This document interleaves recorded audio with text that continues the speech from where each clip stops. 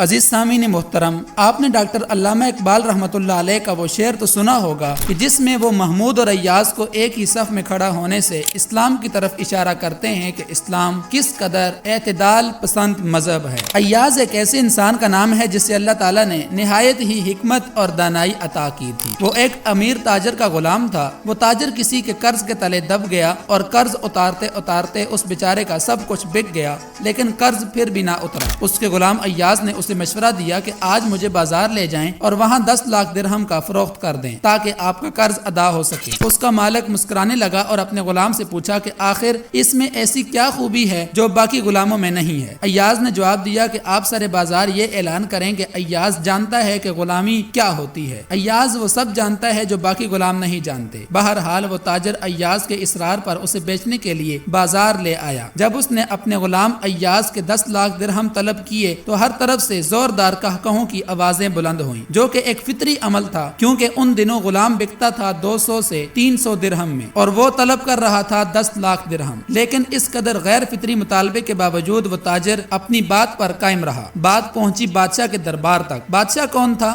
غزنوی سلطنت کا فرما روا، جسے تاریخ محمود غزنوی کے نام سے جانتی ہے۔ جب اس نے سنا کہ ایاز غلامی کا تقاضا جانتا ہے تو اس نے ایاز کو 10 لاکھ درہم میں خرید لیا۔ وقت گزرتا گیا اور ایاز محمود کے ہر امتحان پر پورا اترتا گیا۔ محمود غزنوی کے دل میں ایاز نے گھر کر لیا۔ محمود غزنوی ایاز کی ذہانت، دیانت اور وفا سے اتنا خوش ہوا کہ اس نے اسے لاہور کا پہلا مسلمان گورنر لگایا اور یہاں تک کہ اسے وزیر اعظم کے عہدے پر تعینات کر دیا۔ دستور زمانہ ہے کہ ہر صاحب نعمت سے حسد کیا جاتا ہے۔ ایاز کی کامیابیوں سے کچھ ساتھی وزیر جل اٹھے۔ انہوں نے ایاز کے خلاف بادشاہ کے کان بھرنے شروع کر دیے۔ انہوں نے بادشاہ سے کہا کہ عالم پناہ، ہمیں پتہ چلا ہے کہ ایاز اپنے پاس کوئی خزانہ جمع کر رہا ہے اور جب اس کے پاس وہ مطلوبہ مقدار جمع ہو جائے گی تو وہ آپ کے خلاف بغاوت کا اعلان کر دے گا۔ ثبوت کے طور پر انہوں نے بادشاہ سے یہ بھی کہا کہ ایاز اس خزانے کو روزانہ ایک تہہ خانے میں دیکھنے کے لیے جاتا ہے۔ آپ بے شک خود اس بات کی تصدیق کر لیں۔ سامعین، شک کا بیج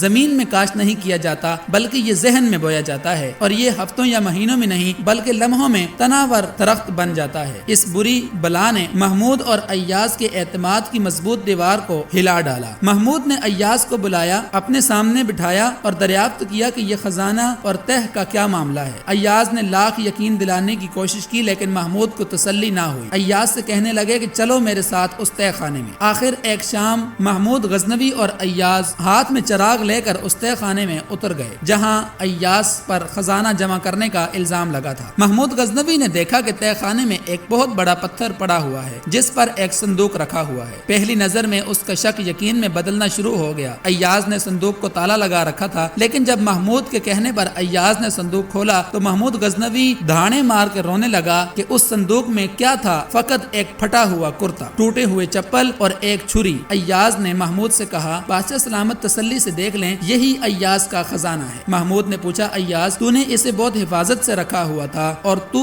اس خزانے کو دیکھنے آتا تھا؟ ایاز نے کہا، عالم پناہ، آج میں ایک اعلیٰ عہدے پر فائز ہوں لیکن مجھے آج بھی نہیں بھولا کہ کبھی میں غلام ہوا کرتا تھا۔ اسی چھڑی سے بکریاں ہانکتا تھا، یہی چپل پہنتا تھا اور یہی پھٹا پرانا کرتا زیب تن کرتا تھا۔ اب روزانہ اپنے اس خزانے کو اس لیے دیکھنے آتا ہوں کہ کہیں اپنی اوقات نہ بھول بیٹھوں، کہیں انسانوں کو کیڑے مکوڑے سمجھ کر اپنے پیروں تلے روندنا شروع نہ کر دوں، کہیں کوئی غریب میرے غرور کی بھینٹ نہ چڑھ جائے، کہیں تکبر کے نشے میں کسی بے کس کی جھونپڑی نہ جلا دوں، کہیں اپنے جاہو جلال کا چراغ روشن رکھنے کے لیے مظلوموں کی زندگی کا دیا نہ بجھا دوں۔ عزیز سامعین محترم، ہمیں کوئی اخلاقیات، کوئی مذہب، کوئی دین اور کوئی آئین ترقی کرنے سے نہیں روکتا۔ ہمارا حق ہے کہ ہم ہواؤں میں اڑیں لیکن ہمارے پیر زمین پر رہنے چاہیے۔ یاد رکھیے کہ جب ہمیں کوئی چھوٹا نظر آتا ہے تو یقیناً ہم اسے دور سے دیکھ رہے ہوتے ہیں یا غرور سے دیکھ رہے ہوتے ہیں۔ ایسی مزید اسلامک ویڈیوز دیکھنے کے لیے چینل کو سبسکرائب کر لیں۔